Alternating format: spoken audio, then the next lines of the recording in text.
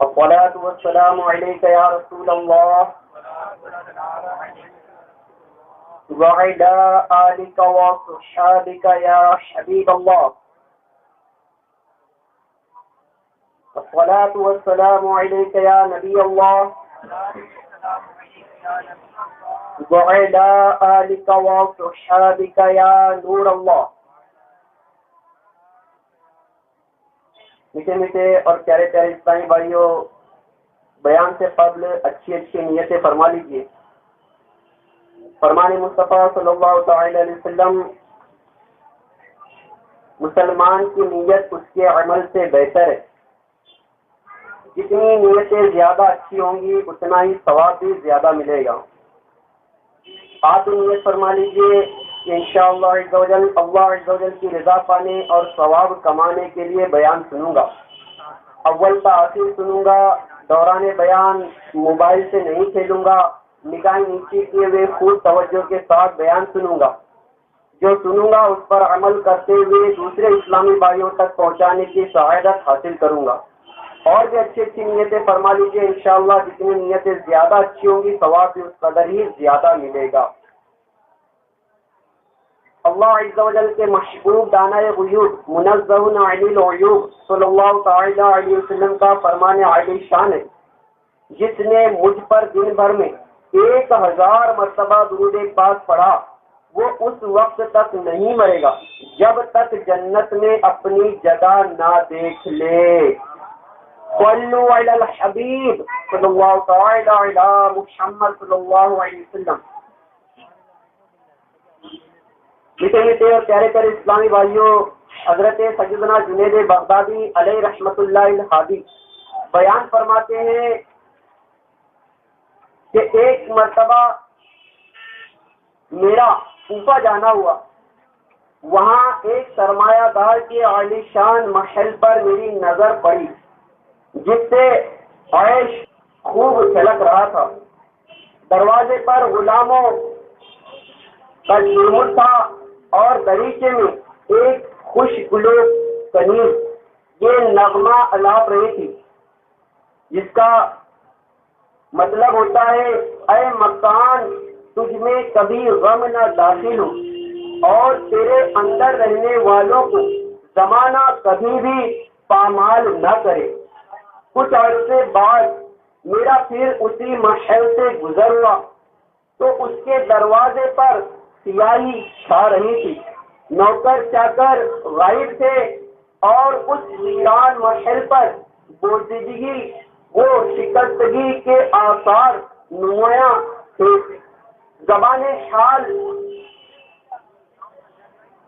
مرور زمانہ کے ہاتھوں اس کی ناپائیداری ظاہر کر رہی تھی. فنا کے قلم نے اس کی دیواروں پر آرائش و زیبائش کی جگہ بربادی و عبرت کی عبارت کر دیا تھا اور اب وہاں خوشی و مسرت کے بجائے فنا کی لے میں رنج و وحشت کا نغمہ گونج رہا تھا. میں نے اس محل کی وحشت انگیز ویرانی کے بارے میں دریافت کیا تو معلوم ہوا کہ سرمایہ دار مر گیا،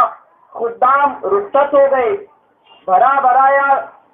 گھر اجڑ گیا، عظیم الشان محل ویران ہو گیا. جہاں ہر وقت لوگوں کی آمد و رفت سے رونق رہتی تھی اب وہاں سناٹا چھا گیا. حضرت جنید بغدادی علیہ رحمت اللہ الہادی فرماتے ہیں میں نے اس ویران محل کا دروازہ کھٹکھٹایا تو ایک کنیز کی نفیس یعنی کمزور سی آواز آئی. میں نے اس سے پوچھا اس محل کی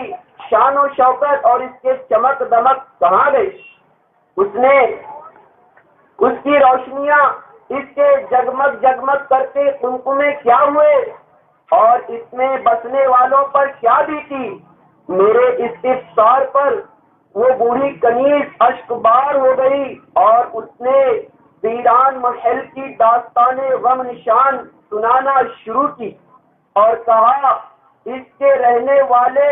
عارضی طور پر یہاں رہائش پذیر تھے ان کی تقدیر نے ان کو قصر سے قبر میں منتقل کر دیا۔ اس ویران محل میں رہنے والے ہر فرد خوشحال اور اس کے سارے اسباب و مال کو زوال لگ گیا، اور یہ کوئی نئی بات نہیں، دنیا کا تو یہی دستور ہے کہ جو بھی اس میں آتا اور خوشیوں کا خزانہ پاتا ہے بالآخر وہ موت کا رنج پاتا ہے اور ویران قبرستان میں پہنچ جاتا ہے۔ جو اس دنیا سے وفا کرتا ہے یہ اس کے ساتھ ضرور بے وفائی کرتی ہے۔ میں نے اس کنیز سے کہا، ایک بار میں یہاں سے گزرا تھا تو اس دریچے سے ایک کنیز نغمہ گا رہی تھی، اے مکان تجھ میں کبھی غم نہ داخل ہو اور تیرے اندر رہنے والوں کو زمانہ کبھی بھی پامال نہ کرے۔ وہ کنیز بلک بلک کر رونے لگی اور بولی، وہ بد نصیب گلوکارہ میں ہی ہوں، اس ویران محل کے مکینوں میں سے میرے سوا اب کوئی زندہ نہیں رہا۔ پھر اس نے ایک آہے سرد دلے پر درد سے کھینچ کر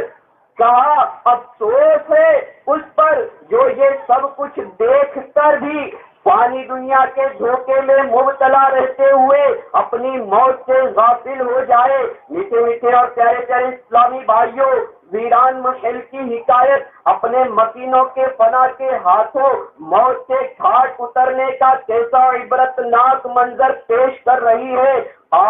وہ لوگ فانی دنیا کی آسائشوں کے باعث مسرت و شاداں زوال و فنا سے بے خوف، موت کے تصور سے نا آشنا، لذات دنیا میں بدمست تھے۔ اس دار ناپائیدار میں یکایک موت سے ہمکنار ہونے کے اندیشے سے نابلد پختہ و عمدہ مکانات کی تعمیرات کرنے، ان کو دیدۂ زیب اشیاء سے ڈیکوریٹ کرنے میں مصروف تھے۔ قبر کے اندھیروں اور اس کی وحشتوں سے بے نیاز جگمگ جگمگ کرتی سنگلوں اور قمقموں سے اپنے مکانوں کو روشن کرنے میں مشغول تھے۔ اہل و عیال کی عارضی انسیت، دوستوں کی وقتی مصاحبت اور خدام کی خوشامدانہ خدمت کے بھرم میں قبر کی تنہائی کو بھولے ہوئے تھے، مگر یکایک فنا کا بادل گرجا، موت کی آندھی چلی اور دنیا میں تا دیر رہنے کی ان کی امیدیں خاک میں مل کر رہ گئی۔ ان کے مسرتوں اور شادمانیوں سے ہنستے بستے گھر موت نے ویران کر دیے، روشنیوں سے جگمگاتے قصور سے تو اندھیری قبور میں انہیں منتقل کر دیا گیا۔ وہ لوگ کل تک اہل و عیال کی رونقوں میں شاداں یعنی خوش تھے، اور آج قبر کی وحشتوں اور تنہائیوں میں مغموم وہ رنجور ہے۔ اجل نے نہ کسرا ہی چھوڑا نہ دھارا، اسی سے سکندر سا فاتح بھی ہارا، ہر ایک لے کے کیا کیا نہ حسرت سدھارا، پڑا رہ گیا سب یوں ہی ٹھاٹ سارا۔ جگہ جی لگانے کی دنیا نہیں ہے، یہ عبرت کی جا ہے تماشا نہیں ہے۔ اے میرے میٹھے میٹھے اور پیارے پیارے اسلامی بھائیوں،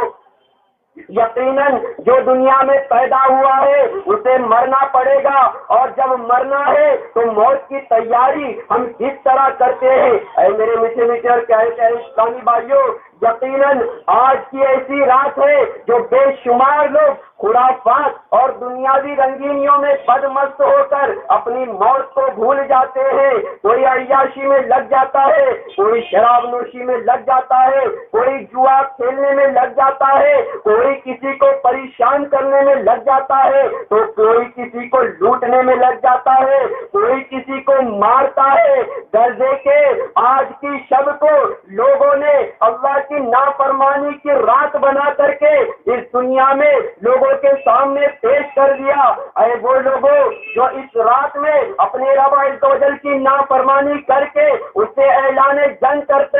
کر رہے ہیں، یاد رکھو ان قریب ہے کہ تمہیں بھی موت آنے گھیرے گی، ان قریب تمہارا رب عز و جل تمہیں بھی موت عطا کرے گا۔ اے دنیا کو بھول کر کے، اے کوشیاں کرنے والوں، اے اپنی قبر کو بھول کر کے دنیا کی فانی زندگی میں بدمست رہنے والوں، یہ سوچنے والوں کہ اگر ہم عیش کریں گے تو دنیا سے نہیں جائیں گے یا لیٹ جائیں گے، دیر سے جائیں گے، زیادہ عمر پا کر کے جائیں گے، ہرگز نہیں، بلکہ دنیا میں آتے ہی ہمارے موت کا دن متعین ہو چکا ہے، ہماری موت کی خبر آج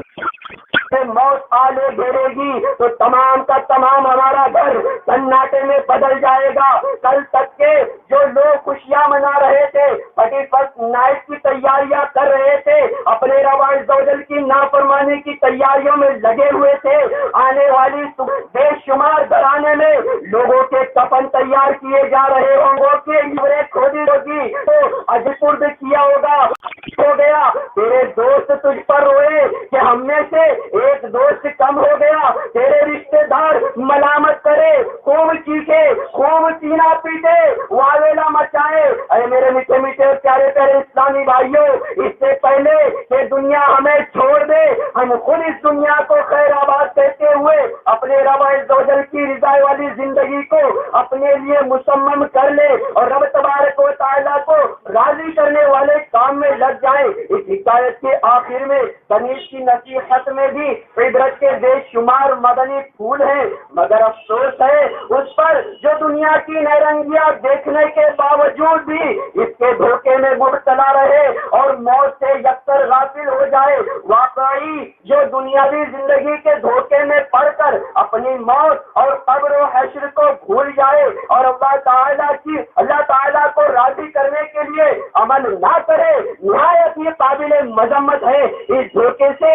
بچنے کے لیے ہمیں ہمارا پروردگار عز و جل خود تنبیہ فرما رہا ہے۔ چنانچہ پارہ 22 سورۃ الفاتر کی آیت نمبر 5 میں ارشاد ربانی ہوتا ہے، ترجمہ کنز الایمان،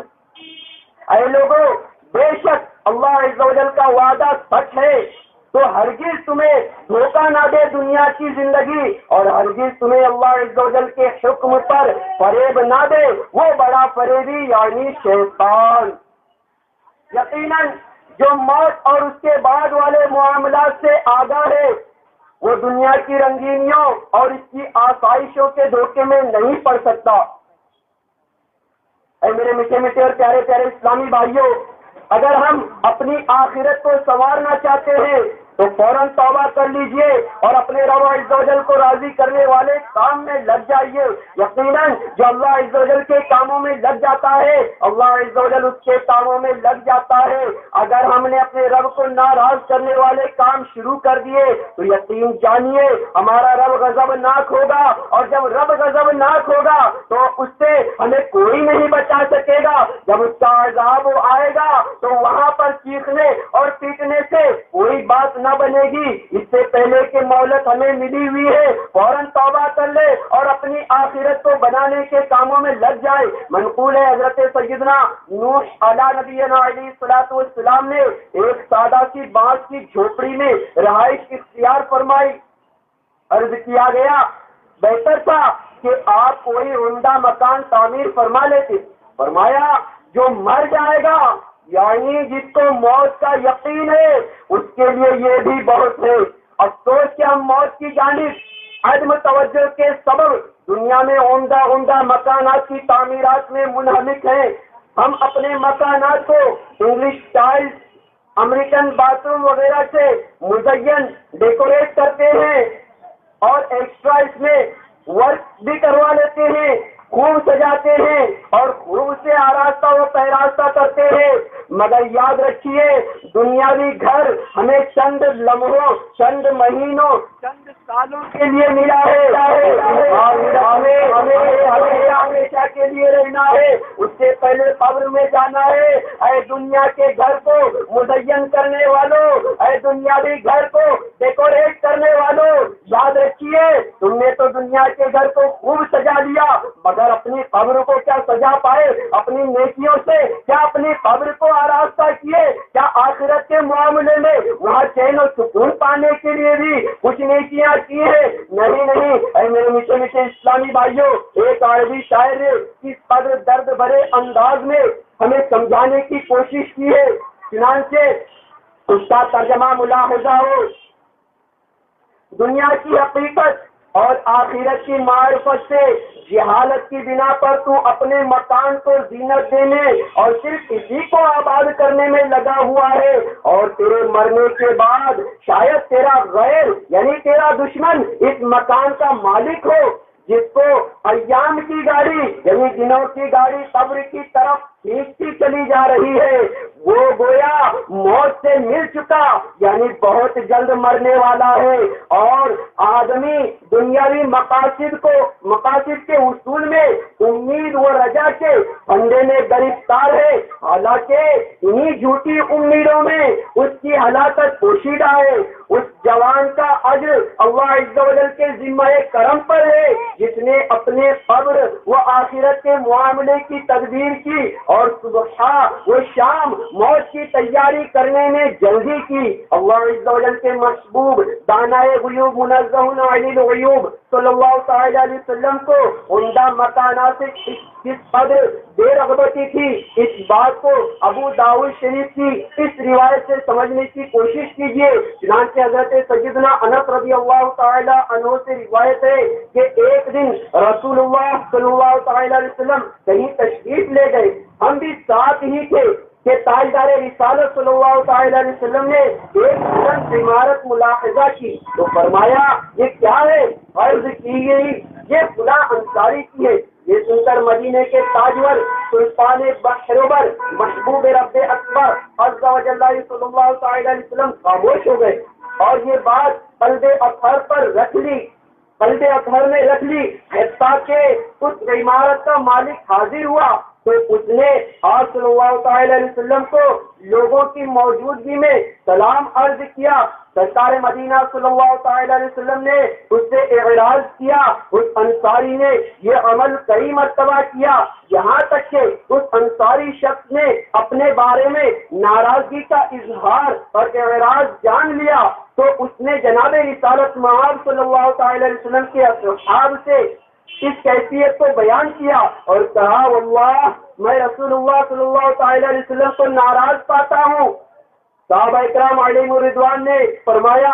کہ حضور پاک صلی اللہ تعالی علیہ وسلم تشریف لے گئے تھے تو تمہاری عمارت دیکھی، یعنی ہمارا اندازہ یہی ہے کہ تم سے ناراضی کا سبب تمہاری تعمیر کردہ بلند عمارت۔ یہ سن کر وہ انصاری اپنی عمارت کی طرف لوٹے اور اسے ڈھا کر زمین بوس کر دیا۔ میٹھے میٹھے اور پیارے پیارے اسلامی بھائیوں، یہ ہے حضرات صحابہ اکرام علیہم الرضوان کا عشق رسول صلی اللہ تعالی علیہ وسلم، اور ایک ہم ناکارے ہیں کہ ہمیں تو اپنی دنیا ہی سے فرصت نہیں ملتی تو دین کا درد ہم کہاں سے لے آئیں۔ ایک ہم ہے کہ ہمیں اپنے دنیاوی کاموں سے ہی فرصت نہیں ملتی تو دین کا جذبہ کیسے پیدا ہو۔ ایک تو ہم اپنی دنیا ہی کو بنانے میں مصروف ہے تو بھلا سنتوں پر عمل کیسے کریں گے۔ اے میرے میٹھے میٹھے اور پیارے پیارے اسلامی بھائیوں، یقین جانیے ہمیں دنیا چھوڑ کر جانا ہے، یہ دنیا کی دولت ہمیں کوئی کام نہیں آئے گی۔ جیسے ہی ہماری آنکھیں بند ہوگی ہم پر موت قائم ہو چکی ہوگی، فوراً ہمارا دنیاوی مال دنیا ہی میں رہ جائے گا، دنیاوی شہرت دنیا ہی میں رہ جائے گی، دنیاوی منصب دنیا ہی میں رہ جائے گا، سارے کے سارے ہمارے جو القابات تھے وہ ہم سے چھین لیے جائیں گے۔ کوئی ہمیں صاحب نہیں کہے گا، کوئی ہمیں منسٹر نہیں کہے گا، کوئی ہمیں زمیندار نہیں کہے گا، کوئی ہمیں بلڈر نہیں کہے گا، دنیاوی سارے القاب ہم سے چھین لیے جائیں گے۔ جیسے ہی ہماری روح ہمارے بدن سے نکل جاتی ہے، جسم سے جدا ہو جاتی ہے، ہمارا بچہ تھا وہ بھی کہے گا، ہمارا باپ تھا وہ بھی کہے گا، ماں بھی کہے گی، بہن بھی کہے گی، کیا کہے گی؟ میت آ رہی ہے، جنازہ جا رہا ہے۔ اے میرے میٹھے میٹھے اسلامی بھائیوں، اگر اسپتال میں داخل کیا گیا وہاں پر بھی یہی پکارا جائے گا، کوئی صاحب کوئی مسٹر نہیں کہے گا، بلکہ وہاں پر بھی کہہ دیا جائے گا ابھی باڈی ملنے میں ٹائم ہے، ابھی وقت جانے والا ہے، ابھی باڈی ملنے کا کافی وقت لگے گا، ابھی اس کا پوسٹ پوسٹ مارٹم کیا جائے گا، اس نے دنیا کو بہت اپنے لیے سجا سجا کر کے رکھا تھا، ابھی اس کو چیر پھاڑ کر کے اس کے دل گردے کلیجے سب نکال دیے جائیں گے، اس کی آنکھیں، اس کی آنکھوں کو، اس کے چہرے، اس کے رخسار سے جدا کر دی جائے گی، اس کی زبان کاٹ دی جائے گی، اس کا دل نکال کر ایک جگہ پھینک دیا جائے گا، اس کے پھیپھڑے اس کے پیٹ سے نکال دیے جائیں گے۔ اے میرے میٹھے میٹھے اور پیارے پیارے اسلامی بھائیوں، یہ دنیاوی دولت ہمیں کچھ نہ بچا پائے گی، ہمارے کسی کام نہ آ پائے گی۔ اگر ہمیں آخرت میں خیر و عافیت چاہیے تو یقیناً وہاں کی دولت یعنی ہمیں صرف نیکیاں ہی نیکیاں کرنی پڑے گی، وہاں کے لیے اللہ اور اس کے رسول کی رضا والے کام ہی کرنے پڑیں گے۔ اگر آخرت میں سرخوئی چاہتے ہیں، وہاں کے عذاب سے بچنا چاہتے ہیں، وہاں اللہ اور اس کے رسول کی رضا پا کر جنت میں داخلہ چاہتے ہیں تو یقین جانیے ہمیں اس دنیا میں امتحان کے ذریعے اپنے مولا کو راضی کرنا پڑے گا۔ اگر یہاں دنیا میں ہم بدنگاہی سے بچتے رہے، ہم شراب نوشی سے بچتے رہے، ہم جوئے سے بچتے رہے، ہم دنیاوی خرافات سے بچتے رہے، تمام تر گناہوں سے بچتے رہے تو یہ ہمارا بچنا انشاءاللہ عز و جل ہمارے رب عز و جل کو راضی کرنے کے کام آئے گا، اور جس کا مولا اس سے راضی ہوگا وہ جہنم میں کبھی نہیں جائے گا، اس کا ٹھکانہ پھر جنت ہوگا، جنت ہوگا اور پھر جنت ہی ہوگا۔ اے میرے میٹھے میٹھے اور پیارے پیارے اسلامی بھائیوں، اگر ہم نے اپنے مولا کو ناراض کرنے والے کام کر دیے، ہمارا اللہ عز و جل ہمیں دیکھ رہا ہے پھر بھی ہم جوا کھیلتے رہے، ہمارا مولا عز و جل ہمیں دیکھ رہا ہے پھر بھی اگر ہم زنا کرتے رہے، ہمارا مولا عز و جل ہمیں دیکھ رہا ہے پھر بھی بدنگاہی کرتے رہے، ہمارا مولا عز و جل ہمیں دیکھ رہا ہے پھر بھی ہمارے ہاتھ میں شراب کے پیالے تھے، ہمارا مولا عز و جل ہمیں دیکھ رہا ہے پھر بھی مسلمانوں کو گالیاں دیے جا رہے تھے۔ یقین جانیے جس کے رب کے سامنے وہ اتنی برائی کیا ہو، اتنی خرافاتیں کیا ہو، اتنے گناہ کیا ہو تو اس کا مولا اس پر غضبناک ہوگا، اور جب اللہ عز و جل کسی پر غضبناک ہوگا اسے منہ کے بل گھسیٹ کر جہنم میں داخل کر دیا جائے گا، اور فرشتے بڑے بڑے برج اٹھا کر کے اس کا استقبال کریں گے، یہ چلائے گا اے فرشتوں مجھے چھوڑ دو میں مسلمان تھا، اے فرشتوں مجھے چھوڑ دو میں آقا صلی اللہ تعالی علیہ وسلم کا کلمہ پڑھنے والا تھا، اے فرشتوں میں دنیا میں مسجدوں کی طرف جانے والا تھا، نماز قائم کرنے والا تھا، روزے رکھنے والا تھا، مجھے چھوڑ دو، جہنم میرے لیے نہیں بنائی گئی ہے، ایمان والوں کے لیے جہنم نہیں بنائی گئی ہے، بے ایمانوں کے لیے جہنم بنائی گئی ہے، میں اللہ اور اس کے رسول کا کلمہ پڑھنے والا تھا، میں مدینے کے تاجدار صلی اللہ تعالی علیہ وسلم سے محبت کرنے والا تھا، مجھے چھوڑ دو، جہنم میرے لیے نہیں ہے، میرے لیے تو جنت ہے، مجھے چھوڑ دو۔ فرشتے کہیں گے جب تو ہمارے رب عز و جل کے سامنے اس نے اعلان جنگ کیا تھا تبھی ہم نے یہ برج اٹھا لیے تھے، یہ کمبخت ہمارے ہاتھوں آ کر کے خوب پیٹے گا، خوب اسے ہم سزا دیں گے۔ ارے تجھے شرم نہیں آئی؟ تیرا مولا تجھے دیکھ رہا تھا اور تو گناہ کر رہا تھا، تیرا مولا تجھے دیکھ رہا تھا اور تو 31 نائٹ کے ذریعے جرائم کیے جا رہا تھا، گناہ کیے جا رہا تھا، بدنگاہی کیے جا رہا تھا، بندروں کی طرح ناچا جا رہا تھا، تجھے اس وقت شرم نہیں آئی، اس وقت حیا نہیں آئی، اس وقت کہا گیا تو تیرا ایمان، اس وقت کہا گئی کہ تیری مسلمانی، اس وقت تجھے خیال نہیں آیا تو اللہ کے حبیب صلی اللہ تعالی علیہ وسلم کا امتی ہے، اس وقت تجھے خیال نہیں آیا کہ تو اللہ عز و جل کا بندہ ہے، اس وقت تجھے خیال نہیں آیا کہ تو مسلمان ہے۔ ارے جو غیرت مند مسلمان ہوتا ہے وہ بے حیائی سے دور ہوتا ہے، اور جو بے حیائی سے دور ہوتا ہے وہ جنت میں جاتا ہے، اور جو بے حیائی کے قریب جاتا ہے اس کے لیے تو جہنم ہی ٹھکانہ ہوتا ہے۔ اے میرے میٹھے میٹھے پیارے پیارے اسلامی بھائیوں، یقیناً اگر ہم اپنے مولا عز و جل کو راضی کرنا چاہتے ہیں، جنت کا ٹھکانہ چاہتے ہیں، محبوب آقا صلی اللہ تعالی علیہ وسلم کا پڑوس چاہتے ہیں تو فوراً توبہ کر لیجئے، انشاءاللہ عز و جل دنیاوی خرافات سے بچ کر کے فوراً ہم اپنے رب عز و جل کی طرف رجوع ہوتے ہیں۔ فوراً ہم اپنے رب عز و جل کی بارگاہ میں توبہ کرتے ہیں کہ انشاءاللہ بھی کوئی خرافات نہیں کریں گے، کوئی بدنگاہی نہیں کریں گے، کبھی گالی نہیں دیں گے، کبھی نمازوں سے نہیں بھاگیں گے، 5 وقت بعد نماز انشاءاللہ عز و جل پہلی سب کی نمازیں ادا کریں گے۔ اس طرح محبوب آقا صلی اللہ تعالی علیہ وسلم کو راضی کرنے والے کام کریں گے۔ اے میرے میٹھے اور پیارے پیارے اسلامی بھائیوں، ایک بزرگ رحمت اللہ تعالی علیہ سے کسی نے پوچھا یا کسی کے پوچھنے پر آپ نے بیان فرمایا کہ آپ کی اصلاح کا سبب کیسے بنا؟ وہ بزرگ رحمت اللہ تعالی علیہ فرماتے ہیں کہ میں ایک بادشاہ کے گھر میں جانے کا خواہش مند تھا، کئی روز سے سوچ رہا تھا کہ میں اس محل میں جاؤں گا، لیکن کوئی سبیل نہ بن سکی۔ بالآخر مجھے پتا چلا کہ میری کوئی پہچان والا ہے جو اس بادشاہ کا درباری ہے۔ میں نے اس سے ترکیب بنا لی، کئی دنوں کے بعد ترکیب بنی، پھر اس نے مجھے موقع پا کر محل میں آنے کی اجازت دی اور راستہ بتایا، تو میں فوراً محل میں داخل ہو گیا۔ محل میں داخل ہوا تو کیا دیکھتا ہوں، ایک الگ سے کمرہ ہے، وہاں پر لوگ آ رہے ہیں جا رہے ہیں، آ رہے ہیں جا رہے ہیں۔ میں نے سوچا کہ شاید یہ بادشاہ کا کوئی حجرہ خاص ہوگا، یہاں کچھ نعمتیں ہوں گی، چلو چل کے دیکھتا ہوں کہ یہاں پر کیا ہے۔ تو وہ بزرگ رحمت اللہ تعالی علیہ فرماتے ہیں کہ میں فوراً اس کمرے کی طرف چلا گیا۔ جانے کے بعد کیا دیکھتا ہوں کہ ایک لاش پڑی ہے، غالباً وہ شہزادے کی لاش تھی، اور لوگ وہاں پر آ جا رہے ہیں۔ تو میں نے فوراً اپنے آپ کو ایک پردے کے پیچھے چھپا لیا۔ اتنے میں ایک دستہ آتا ہے سپاہیوں کا، اور آنے کے بعد وہ اس میت کو سلامی دیتا ہے اور کہتا ہے اس کا جنرل کہ اے شہزادے، تمہارے لیے ہم دنیا کے تمام تر دشمنوں سے لڑتے، تمہارے حکم پر ہم اپنی جان گنوا دیتے، تمہارے ایک اشارے پر ہم دشمنوں کے ایوان میں زلزلہ ڈال دیتے، اتنا لڑتے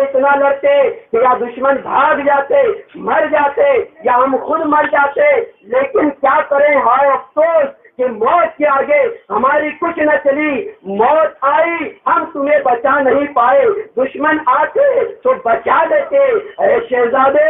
موت کے آگے ہم بے بس تھے، بے کس تھے، ہماری کوئی نہ چلی، موت نے تم کو ہم سے چھین لیا، اے شہزادے ہم تمہارے لیے موت سے کوئی ٹکر نہ لے سکے۔ یہ کہہ کر وہ دستہ چلا جاتا ہے۔ پھر ایک دستہ آتا ہے، وہ دستہ حکیموں کا تھا۔ وہ دستہ آنے کے بعد اس میت سے کہتا ہے اے شہزادے اگر تم بیمار ہوتے تو ہم اچھی دوائیں بنا کے، ایک سے ایک عمدہ دوائیں بنا کر کے تمہاری صحت یابی کے لیے تمہیں دے دیتے، تمہیں اچھا کرنے کے لیے، صحت مند کرنے کے لیے ہم رات بھر جاگ کر کے کوئی مجرب دوا بھی تیار کر لیتے، مگر اے شہزادے جو موت نے تمہیں آلے گھیرا ہے اس کی کوئی دوا ہمارے پاس نہیں ہے، موت کے آگے ہماری کچھ نہ چلی، موت کے سامنے ہم بے بس ہو گئے، ہم بے کس ہو گئے، ہماری تمام تر ڈاکٹری موت کے سامنے فیل ہو گئی۔ اے شہزادے جب تک تم دنیا میں تھے ہم تمہاری خدمت کرتے رہے، مگر کیا کرے، موت ایک ایسی چیز ہے کہ کسی کی نہیں سنتی، نہ ڈاکٹر دیکھتی ہے نہ مریض دیکھتی ہے، بس موت آتی ہے تو سب کو لے جاتی ہے۔ اے شہزادے ہمیں معاف کر دینا، ہم موت سے تمہیں نہیں بچا سکے۔ پھر ایک دستہ آتا ہے، وہ کہتا ہے اے شہزادے ہم تمہارے لیے بہت کچھ کرنے کو تیار تھے، تمہارے لیے کھانا پکاتے، اچھے پکوان لا کر کے رکھ دیتے، عمدہ سے عمدہ غذائیں تمہارے لیے بنا دیتے، ایک سے ایک بہترین کھانے تمہارے لیے پکا دیتے، خوب لذیذ کھانے بھی تمہیں کھلا دیتے، مگر کیا کرے موت نے تمہیں ایسا جام پلایا ہے کہ اس کا توڑ ہمارے پاس نہیں تھا، اس لیے شہزادے ہمیں معاف کر دینا۔ درجے کے دستہ بدستہ آتا گیا، لوگ چلے جاتے رہے، حتیٰ کہ اخیر میں اس شہزادے کا باپ بادشاہ اس کے پاس آتا ہے اور آنے کے بعد کہتا ہے اے میرے بیٹے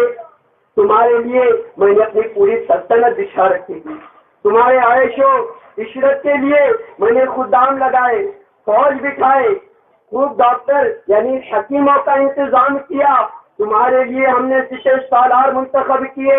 دنیا بھر کے عیش و طرب تمہیں دیے، خوب ڈیکوریٹ کرنے والے، ڈیکوریشن میں مست رہنے والے بہترین کاریگروں کو بلا بلا کر تمہارے حجرے کو آراستہ کیا، اے میرے شہزادے لیکن کیا کروں، موت نے تمہیں آ لے گھیرا، میں تو اس غفلت میں تھا کہ میں تمہارا باپ ہوں،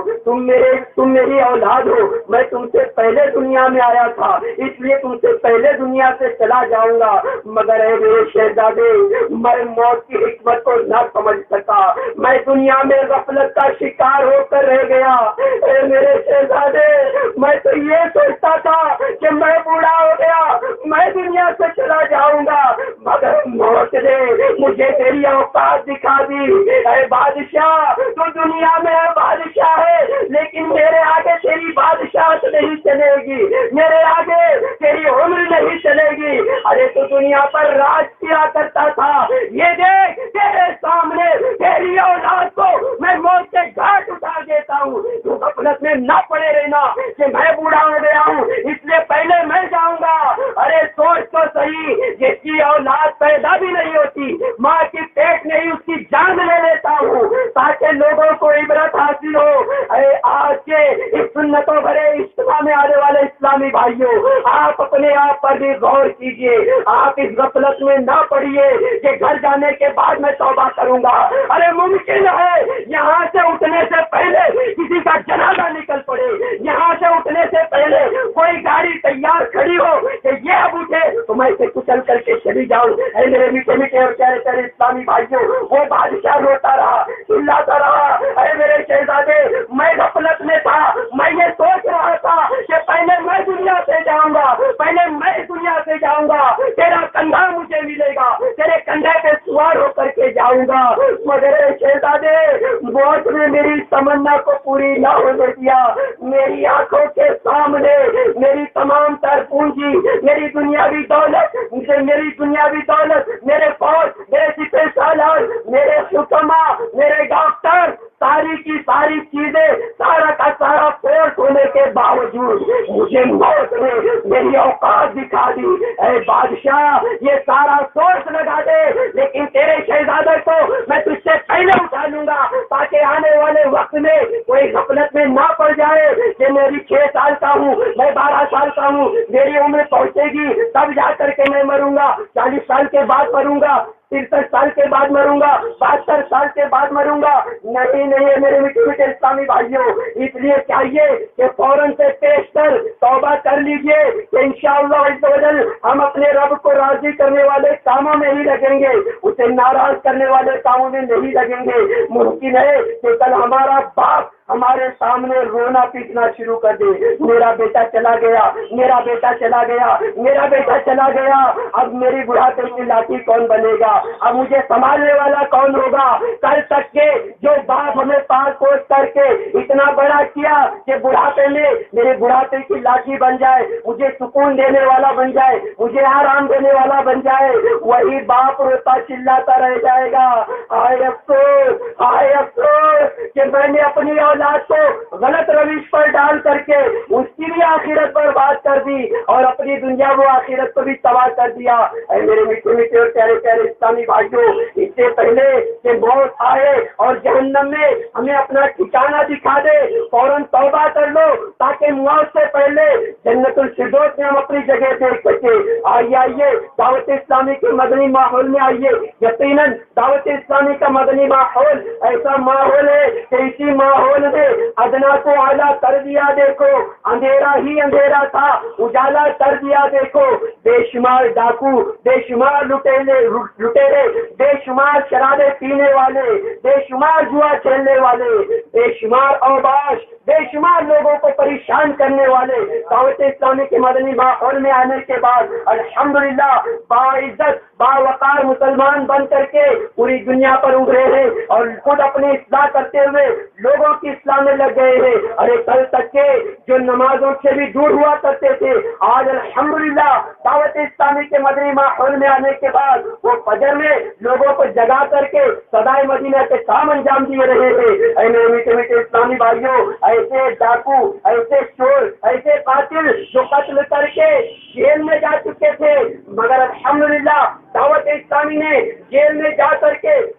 سمجھا بجھا کر کے اسے یاد دلا کر کے تو مسلمان ہے، تو جیل میں جانے کے لیے نہیں، تو مسجد میں جانے کے لیے پیدا ہوا ہے. جب اسے سمجھ میں آئی، جیل سے باہر نکلا، ایک مسجد کا امام بن کر کے سامنے آیا.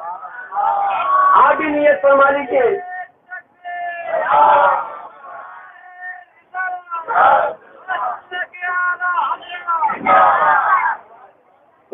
پیارے پیارے اسلامی بھائیوں، آپ بھی نیت فرما لیجیے کہ انشاءاللہ عز و جل میری بچی کچھ زندگی انشاءاللہ میں دعوت اسلامی کو وقف کرتا ہوں.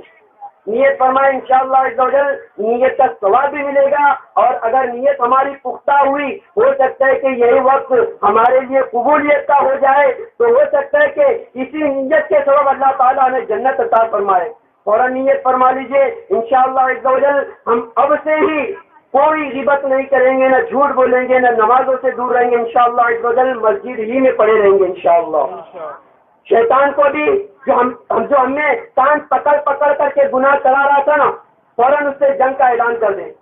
ایسا اعلان کر دے کہ انشاءاللہ شیطان بوکھلا جائے اور فوراً الٹے پیر اپنے بدن پر، اپنے چہرے پر، اپنے بالوں پر ہاتھ ڈال کر کے یہ کہتا ہوا دفع ہو جائے، ارے یہ سرکار صلی اللہ تعالی علیہ وسلم کے عشاق اب جاگ پڑے ہیں، اب میری خیر نہیں ہے، لہذا فوراً یہاں سے دفع ہو جاؤ، ورنہ یہ نیتوں پر نیت کرتے رہیں گے، نیک نیتیں کرتے رہیں گے اور مجھے جلاتے رہیں گے، مجھے کباب بناتے رہیں گے، اور اس طرح مجھے خود جہنم میں پہنچا کر کے رہیں گے. تمام اسلامی بھائی نیت کرے، نفس و شیطان کے خلاف جنگ، نفس و شیطان کے خلاف جنگ، نفس و شیطان کے خلاف جنگ، غیبت کے خلاف جنگ. ہم نہ غیبت کریں گے، نہ غیبت سنیں گے انشاءاللہ. شہوتوں کے چور